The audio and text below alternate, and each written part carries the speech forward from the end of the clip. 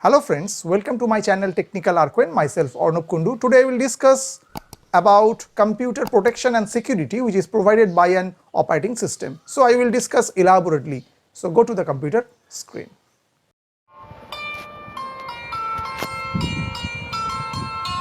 Today I will discuss the topic computer protection and security which is provided by an operating system.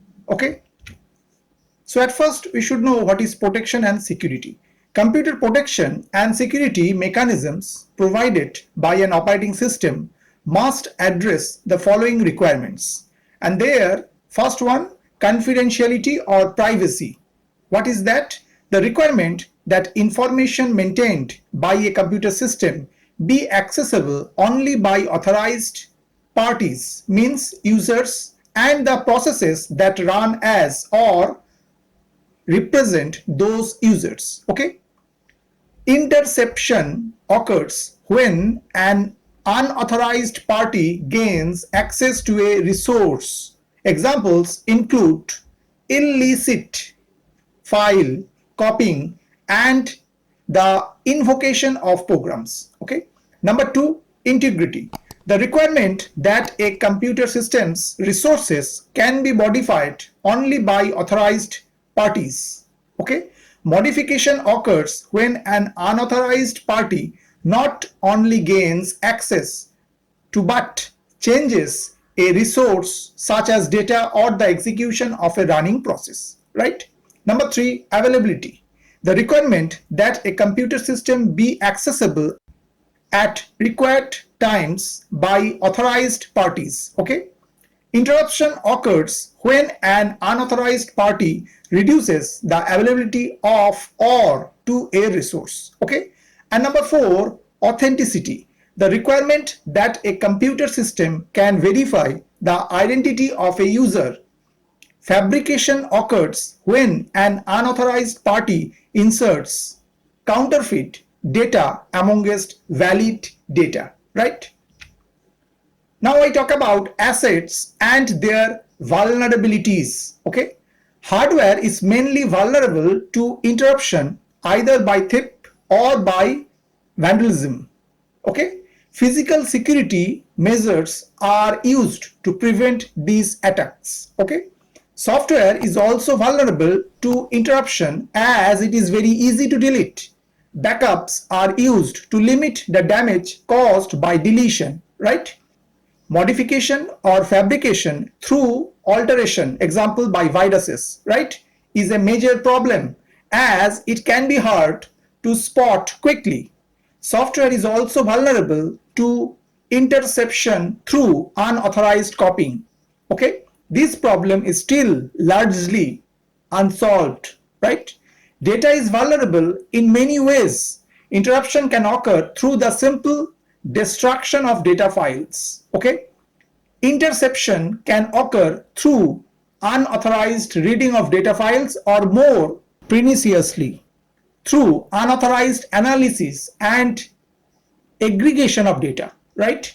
Modification and fabrication are also obvious problems with potentially huge consequences. Right. Communications are vulnerable to all types of threats. Passive attacks take the form of eavesdropping and fall into two categories. Okay. Reading the contents of a message or more subtly analyzing patterns of traffic to infer the nature of even secure messages. Right. Passive attacks are hard to detect. So the emphasis is usually on prevention, right? Active attacks involve modification of a data stream or creation of a false data stream, right? One entity may masquerade as another, okay? Maybe by capturing and replaying an authentication sequence, okay? Replay is a similar attack usually on data. Message contents may also be modified, often to induce incorrect behavior in other users, right? Denial of service attacks aim to inhibit the normal use of communication facilities, right?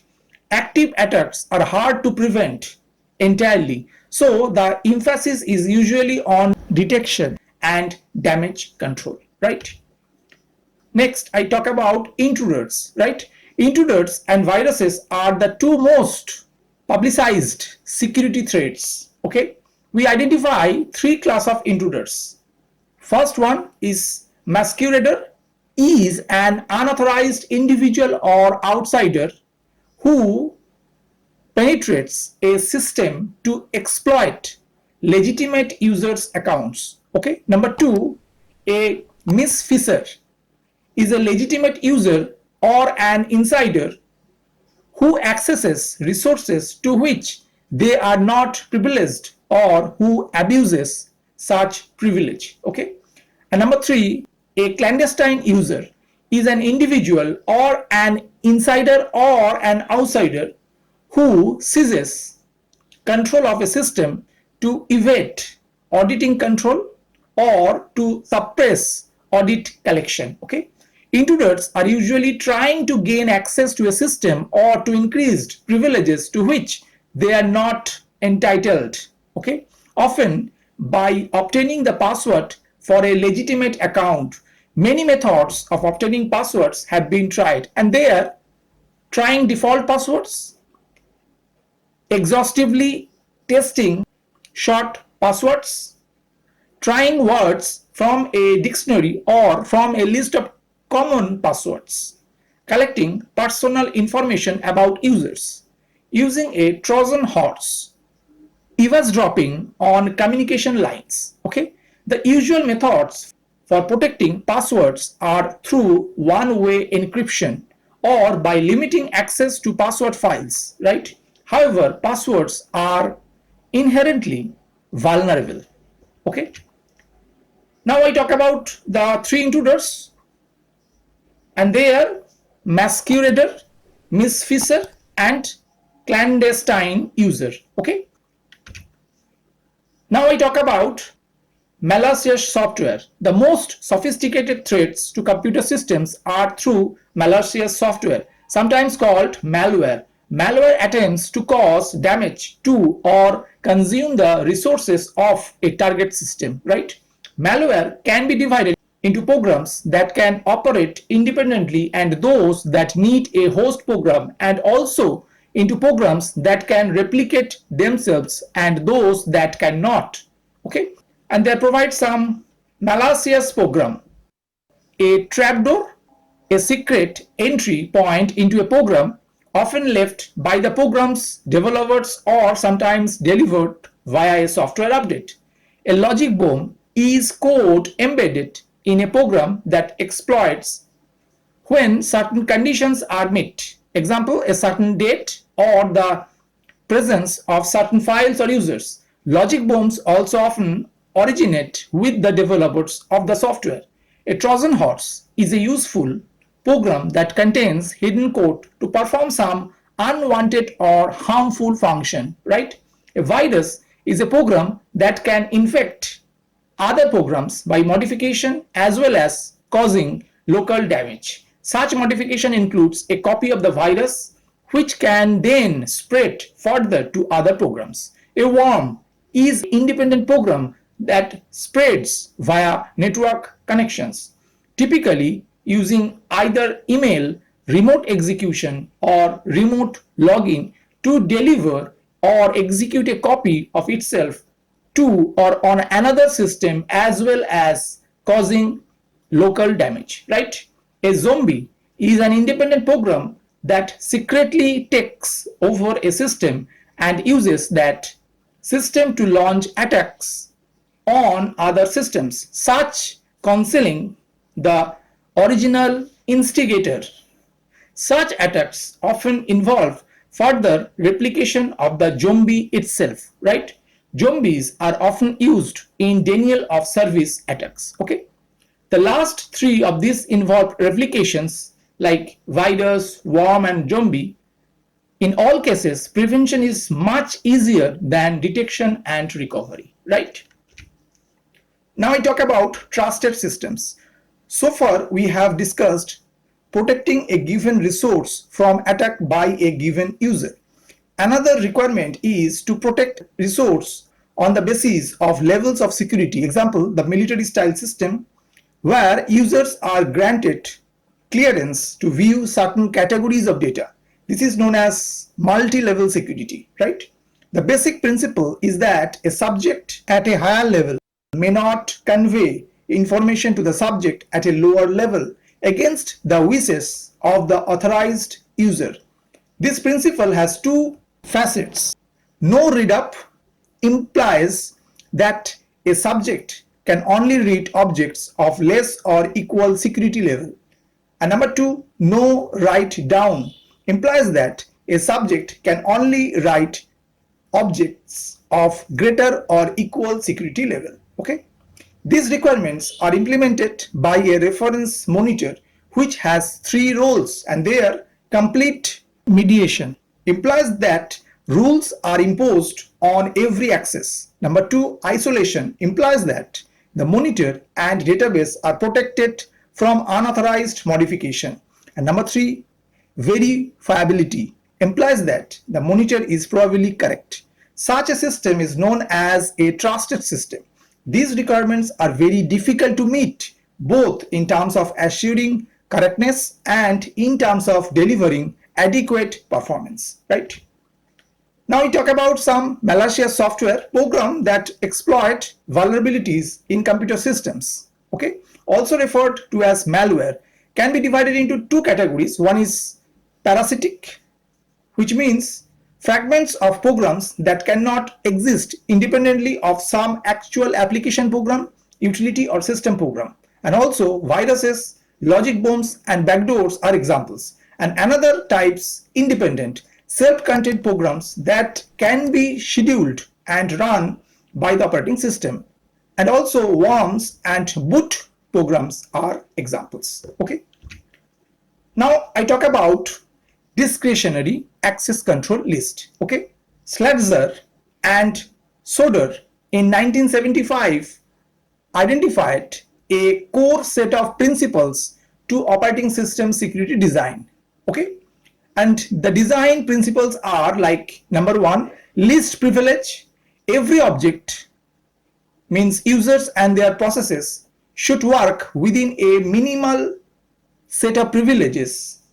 Access rights should be obtained by explicit request and the default level of access should be none. Okay. Number two, economy of mechanisms. Security mechanisms should be as small and simple as possible, aiding in their verification. This implies that they should be integral to an operating system's design and not an afterthought. Okay. And number three, acceptability. Security mechanisms must at the same time be robust yet non-intrusive. Okay, an intrusive mechanism is likely to be counterproductive and avoided by users if possible. Okay. Number four, complete. Mechanisms must be pervasive and access control checked during all operations, including the tasks of backup and maintenance. And last point, open design. An operating system security should not remain secret nor be provided by stealth. Open mechanisms are subject to scrutiny, review and continued refinement, right? And now I just provide system access threats. System access threats fall into two general categories. One is your intruders and another is your malicious software. Jointly is the system access threats. Okay. Now I talk about some countermeasures. RFC 4949 Internet Security Glossary defines intrusion detection as a security service that monitors and analyzes system events for the purpose of finding and providing real-time or near real-time warning of attempts to access systems resources in an unauthorized manner. Okay. Intrusion detection system known as IDS can be classified as host-based IDS and also network-based IDS. And what is host-based IDS? monitors the characteristics of a single host and the events occurring within that host for suspicious activity.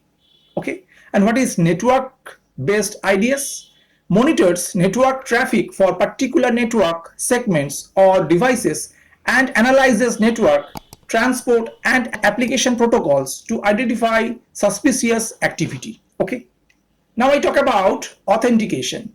In most computer security contexts, user authentication is the fundamental building block and primary line of defense.